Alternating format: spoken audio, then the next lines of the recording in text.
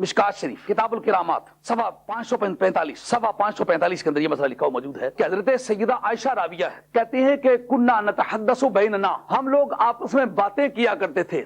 کیا باتیں کیا کرتے تھے؟ کہ ان النور لا یزال یرا علی قبر نجاشی، کہتا ہے نجاشی کی قبر پر ایک نور کے صدا ہونے کے بارے میں ہم آپس میں باتیں کیا کرتے تھے۔ ہم کہا کرتے تھے کہ نجاشی کی قبر پر ہمیشہ ہی نور دیکھا جاتا ہے۔ یہ نجاشی ہے کہاں؟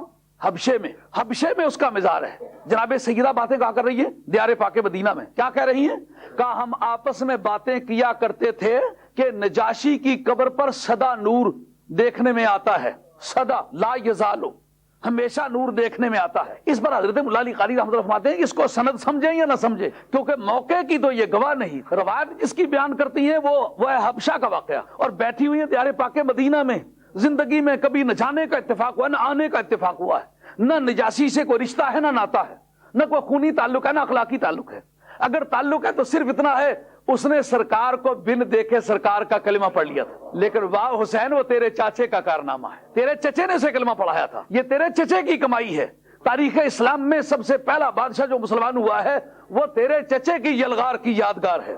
تیرا چچا وہاں مسافر بن کر کے گیا، لوگوں نے مجرم بنا کے کورٹ میں پیش کیا تو کھڑے ہو کے پتا چلا کہ یہ آدمی عیسائی ہے۔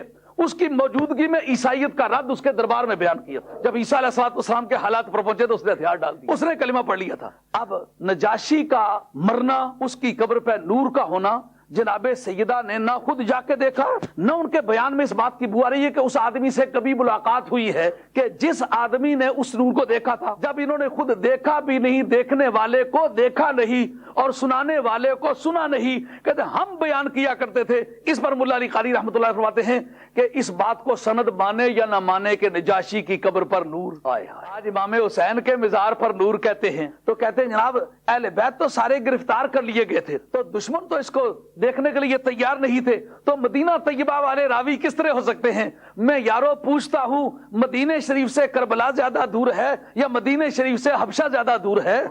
اس پر کبھی کسی مولوی صاحب نے اعتراض نہیں کیا جی کہ جناب سیدہ عائشہ رضی اللہ عنہ کی تو کبھی اس ملاقات ایسے آدمی سے نہیں ہوئی، تو وہ نور کس طرح دیکھا کرتے تھے جب انہوں نے دیکھا بھی نہیں، دیکھنے والے کو بھی نہیں دیکھا؟ کیوں جناب رکھنے کا ایک اصول ہے کہ نہیں، جو چیزیں شرع میں مانی گئی ہیں اگر ان کی شکل حضرت امام حسین کے واقعات سے ملتی جلتی ہے اور تحقیقی نقطہ نگاہ سے ایک ہی کیٹیگری کی باتیں ہیں، اس کی کیا وجہ ہے؟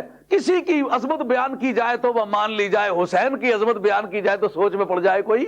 مولاي صل وسلم دائما ابدا على حبيبك خير الخلق كلهم